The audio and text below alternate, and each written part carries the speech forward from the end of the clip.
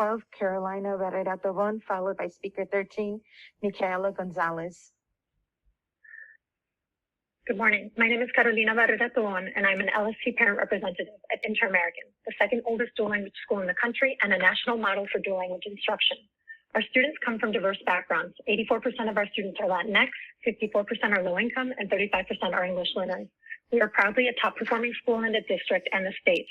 Inter-American is one of the few schools in the district that was founded by parents and has a long history of parent activism. Unfortunately, this participation has been recently threatened. Our principal, Dr. Bylaitis, has demonstrated a pattern of poor judgment that does not reflect our district's core values and is not respectful of our communities. On January 5th, her contract is not renewed, and there is a growing fear in our community that she will reapply for the principal position. Since her non-renewal, several other issues have emerged that further call into question her fitness as a leader. You will hear today from two mothers who will describe their traumatizing experiences. In Ms. Gómez's case, when a child's safety was threatened, DCFS was not properly involved. In Ms. Dodson's case, when a child was safe at home with his mother, DCFS was called. I cannot understate how problematic and unconscionable these scenarios are. These mothers' courage speaking out has led other parents to come forward with similarly alarming stories. What is common across all of these scenarios is our principal's poor judgment and lack of uniform application of policy. These situations have been exacerbated by the networks and the district's lack of action, including the OIG's mishandling of Ms. Gómez's case. We have written a letter that has garnered over 500 signatures of support within a week, requesting that the late pickup policy be revised and that our principal be investigated for the punitive and potentially racial misapplication of this policy. In addition, I also request that the district appoint an administrator in charge during our principal selection process while these situations are further investigated. Dr. Bylaitis' continued mishandling of these cases is disruptive and brings trauma to our stakeholders, and we fear this is going to impact our enrollment and our principal selection process. We call upon the district to intervene and respond to the dire call to ensure student safety. During the reopening, the district has made many promises, the most basic of which is that it is safe to go back to school. How can you look at these parents after what has happened to them and their children and tell them that their children are safe? Thank you for your time. Thank you for your comments. Mr. President, before proceeding with Micaela Gonzalez, then we'll proceed with the other two speakers from Inter-American. That would be speaker number 14, JaNay Dodson, followed by speaker number 17, Beatriz Gómez. Speaker 14, please unmute. Please proceed. Good morning. My name is JaNay Dodson. I am coming to you today both as an educator and a mother. I have proudly served this district and my students ever since I joined Teach for America 19 years ago. However, the pride I once felt has turned into shame, anxiety, and distrust. On March 2nd, the second day of in-person learning, my son was picked up late from Inter-American Magnet School due to a CPS transportation issue. At the last minute, my brother went to retrieve my son. However, she was late, exactly 7 minutes past the 4:30 grace period.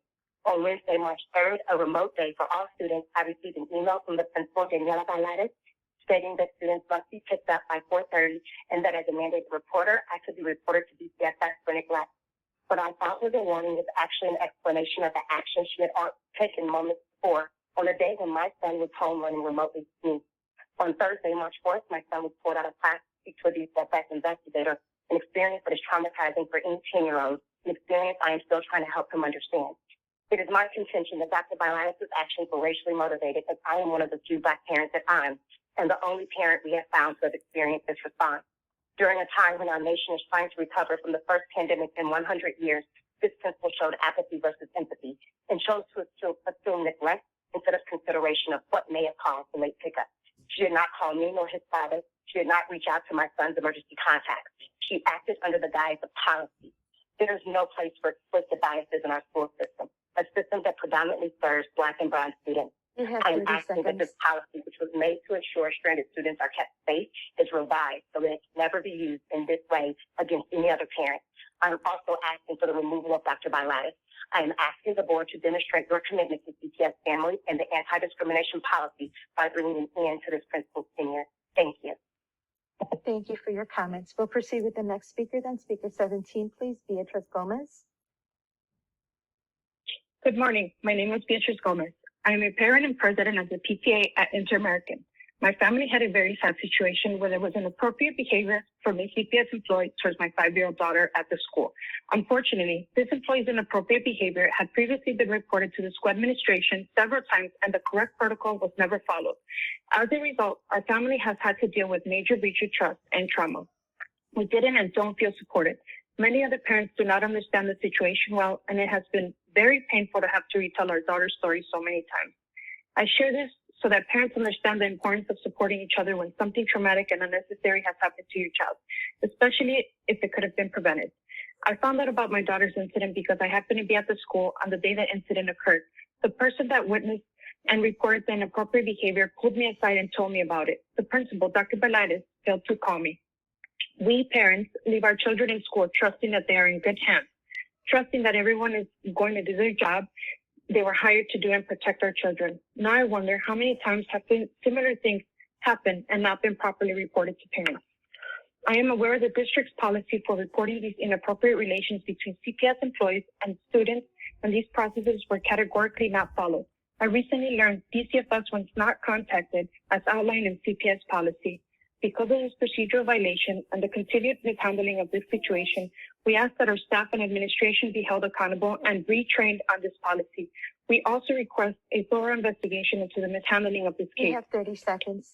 The message from the district is that our children's safety is the highest priority for our school, but actions at the local level do not reflect that.